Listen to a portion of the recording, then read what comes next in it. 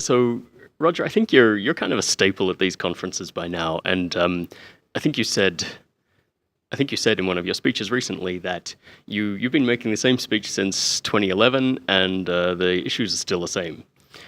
I think yesterday in your presentation here in Georgia, you said uh, as long as if you're getting the economics wrong, you're going to get it all wrong.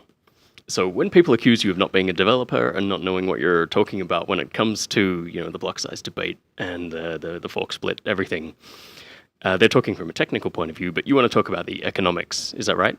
Yeah, I think they've also lost the debate on the technical side, and that's shown by the fact that they had to resort to censorship and literally delete anybody's post that would argue on a technical basis why the block should be made bigger. So if you're resorting to censorship, you've lost every form of the debate. The first person that's using censorship, you've lost the debate. And on the economic side, it's so incredibly clear that the block space is the commodity that the miners are producing, and by limiting the amount of block space, that's called a production quota in economics, and production quotas lead to inefficient outcomes, and that's exactly what's happened in the Bitcoin space. They limited the amount of block space the miners were allowed to produce, so people sought out alternatives, and so that's why we've seen people using block space in things like Ethereum and Dash, and of course Bitcoin Cash. How much have those other altcoins gained in market share and actual usage since all this started? Because I still don't see many shops accepting Ethereum or Dash. It's still mainly Bitcoin or Bitcoin Cash. Yeah, so if you look at it in terms of market cap, right, Bitcoin's market share plummeted from almost 100% to less than 50% today. In New Hampshire, where all the libertarians moved for the Free State Project, was where I first focused my advertising and my marketing and my adoption of Bitcoin. Dash is basically on even footing with Bitcoin Cash there, and people have stopped using BTC in commerce. So I think they have gotten some traction that they wouldn't have gotten otherwise at all, and that's okay. But life is short, time goes by so fast. We should drive cryptocurrency adoption as fast as we possibly can. And the most frustrating part for me about the whole scaling debate was that we've lost, years and years of adoption. We actually literally had reverse adoption of Bitcoin. Businesses that used to accept Bitcoin stopped, and now they're having to look for other alternative cryptocurrencies, or a lot of them just stopped taking cryptocurrencies altogether. And that's really frustrating as somebody that's trying to bring more economic freedom to the entire world through cryptocurrencies. Yeah, I tend to agree too, because I've definitely seen businesses just take away the sign altogether. One thing though, one of the big arguments against BTC late last year was the size of the fees that people were paying to pay transactions. I mean, sometimes I was paying about $20, $30 just to send a small amount. It's they say that's improved. Has it actually improved? It's back down to maybe 50 cents or so at the moment, but a currency needs to be fast, cheap, and reliable year after year, decade after decade, not sometimes expensive, sometimes cheap to use. And it's important to point out that, like, the Bitcoin, the BTC developers are openly saying that they want the fees to be high. When the fees got to be over $50 per transaction on average last December, Greg Maxwell, the CTO of Blockstream, was literally talking about popping the champagne to celebrate that the fees were so high. So if they're popping the champagne to celebrate high fees, why are they happy about the low fees? Pick one. Either the fees should be high or the fees should be low, or from my perspective, the fees should be set by the market, not by a bunch of central planners, which is what the BTC network has today. It seems to me that no matter what structure Bitcoin has, like someone is going to try and dominate it somehow. Whether it be Blockstream or Nchain or someone else completely, not naming those for any particular reason, but they're just the ones that get thrown around most. Do you think that's inevitable? Like in any truly free or libertarian system, someone is going to try to assert control at some stage? I don't know if it's assert control, but maybe there's some natural monopolies. McDonald's probably sells more hamburgers than any other hamburger chain, not because they're using force or fraud, just because people like their hamburgers. So if people do a good enough job providing a good enough product at a good enough price, if people choose to use it, that's fine. But when it's done through censorship and propaganda, that's not. We've seen way too much censorship and propaganda within the crypto coin ecosystem. Yeah, that's an interesting point too. You say there was a lot of censorship. Why do these online forums like Reddit and BitcoinTalk.org, why do they have so much influence in this space? Network effects are really, really powerful. If you're on a discussion forum, you want to be able to discuss with other people. And if there's nobody on the discussion forum, it's not very useful. So it's really, really difficult to get people to switch. Yeah. And if I can put on my conspiracy hat for a moment, if you read the CIA's handbook for how to disrupt movements, they literally say to get the moderator positions on the discussion platforms and then start kicking people out and causing dissension and causing, infighting.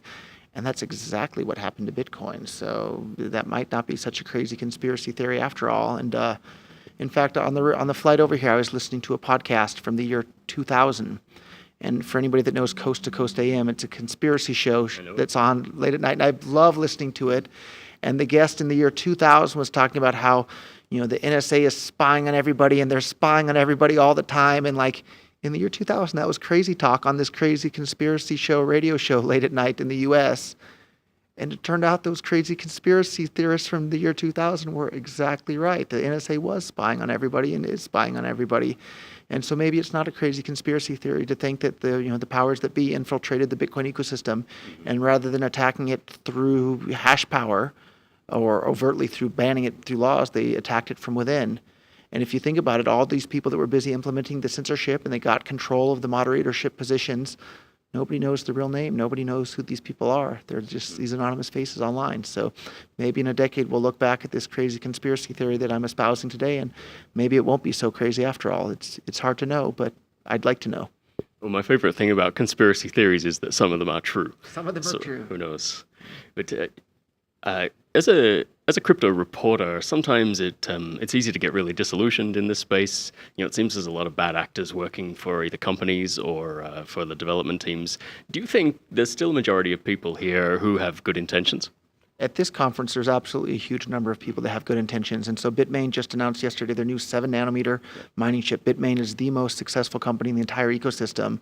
And so speaking of bad actors, there's another guy out there named Samson that's busy tweeting away using the hashtag for this conference, attacking Bitmain's new 7-nanometer chip that's not out yet, that they just announced that it's coming, and basically saying all sorts of bad things about this conference. If you're not at a conference, how do you know what's going on there? Like, leave other people alone and just focus on building a good product yourself, which is what I'm trying to do with Bitcoin Cash. I'm trying to make it the best possible version of Bitcoin, or of Cash, for the entire world. Mm-hmm.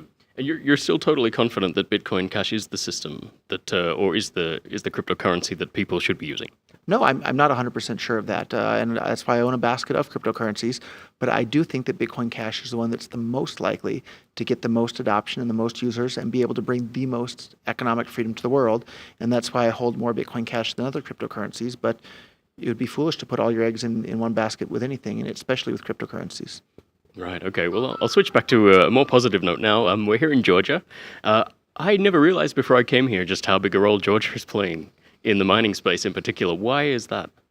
I'm kind of in the same boat with you. Like, I knew that there was some mining going on in Georgia. I didn't realize it's the third biggest mining country in the entire world. Mm-hmm. And this is a country with a population of only 3.5 million, yet they're the third biggest in the entire world, behind China and the United States, and ahead of a bunch of other countries around the world. That's incredible.